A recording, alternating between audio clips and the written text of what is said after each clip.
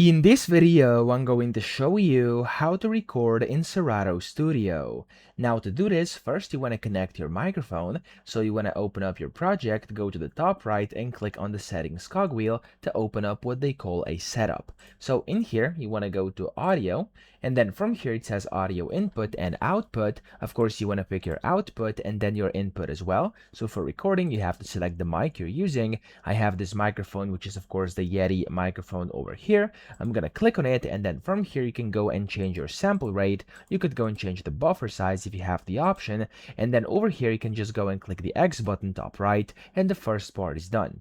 Now to go and start recording your audio or whatever you want to record, you want to click on song view here at the bottom right, and it's gonna pop up the song view over here. Then you simply want to click on add audio over here, and of course inside that audio you can just go ahead and select the correct input. For me it's going to be this mono input 1.